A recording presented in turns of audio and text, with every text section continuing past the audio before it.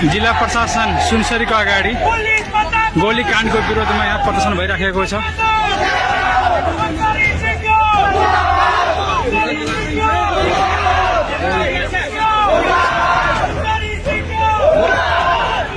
घटना घट्नुभन्दा अगाडिको सुरक्षा संवेदनशीलताको बारेमा प्रश्न उठेको छ। यो छानबिनको विषय बन्नुपर्छ। त्यसकारणले यो घटनालाई भड्काएर अतिरञ्जना गरेर कपोकल्पित भ्रामक समाचारहरू फैलाएर संवेदनशील मोडमा छ। किनकि एकजना हाम्रा होनहार युवा ओम प्रकाश मेहताको निधन भइसकेको छ, अन्य घाइते पनि छन्। सुनसरीको कप्तानगञ्ज घटना अत्यन्त संवेदनशील हो।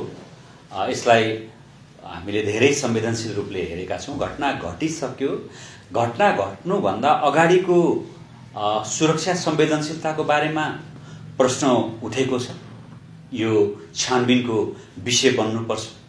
घटना घटिसके पछाडि पनि तपाईलाई जुन अहिले धार्मिक अतिवादीहरूको एउटा कुत्सित मनाशयले यसलाई फैलाउने, दङ्गा फैलाउने होइन, यसलाई चाहिँ हाम्रो सहिष्णुता भड्काउने प्रयास हुन सक्छ। यसमा हाम्रो धेरै नै विशेष ध्यान छ र सरकारको पनि हामीले विशेष ध्यान आकर्षण गराएका छौँ कि सामुदायिक घटनाक्रमहरूको जडिया कतै धार्मिक सामाजिक भयो र त्यसले चाहिँ यसरी उग्र रूप लिए पछाडि समस्या देखियो भने यसको एउटा मात्रै सवाल त्यहाँ कानुनी शासन, अमन चयन, शान्ति सुरक्षा मात्रै होइन कि धार्मिक सामाजिक अगुवाहरू, जुनसुकै धर्मका धार्मिक सामाजिक अगुवा, सामाजिक न्याय वकालतकर्ता, समाजका लब्ध प्रतिष्ठित व्यक्तित्वहरूले हिंसा भड्किन नदिन,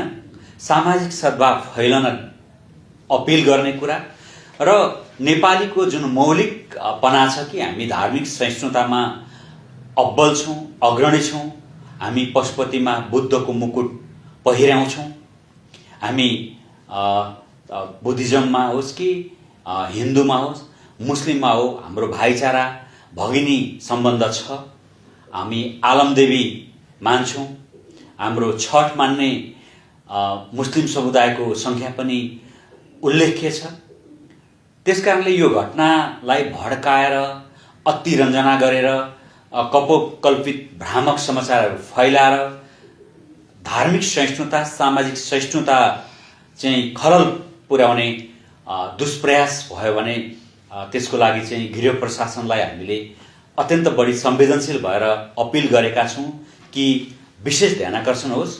घटना चाहिँ अत्यन्त संवेदनशील मोडमा छ। किनकि एकजना हाम्रा होनहार युवा ओम प्रकाश मेहताको निधन भइसकेको छ, अन्य घाइते पनि छन्, प्रहरीमा पनि घाइते छन् र यो घटनाको जडिया के हो यसबारेमा अलिक मिहिन छानबिन हुनुपर्छ भन्ने हाम्रो माग छ।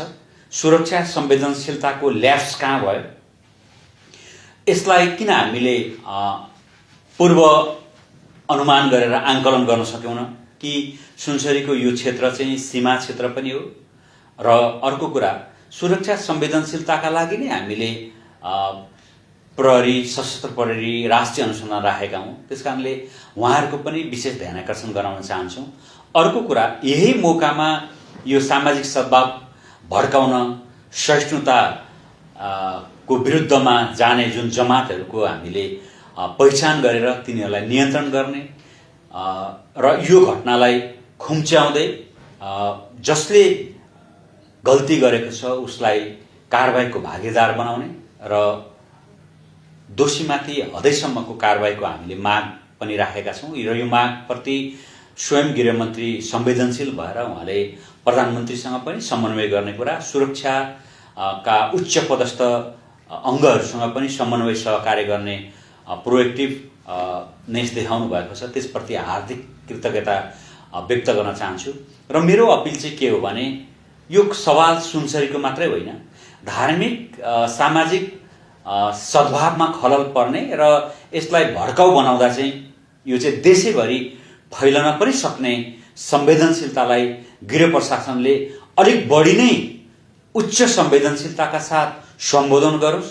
यसलाई समाधानको सप्रयासले मात्रै पुग्दैन, प्रयासले मात्रै पुग्दैन, पुरै संरचनाहरू परिचालन गर्नदेखि लिएर सुनसरी केन्द्रित र अन्य सद्भाव भड्काउन जसले कुत्सित मनसाय राखेको छ, मौका खोजिरहेको छ, उसलाई चाहिँ सुरक्षाको दायरामा हैन, उसलाई चाहिँ नजिकबाट निहाल्न चाहिँ म गिरो प्रशासनलाई अनुरोध गर्छु र मृतक ओम प्रकाश महतोप्रति हार्दिक श्रद्धाञ्जली अर्पण गर्दै घाइतेहरूको जुन उपचार भइरहेको छ, अझ प्रभावकारी उपचारको लागि मैले सम्बन्धित निकायमा अपिल पनि गरिसकेको छु र यसको चाहिँ प्रभावकारी हिसाबले फलोअप पनि भइरहेको छ।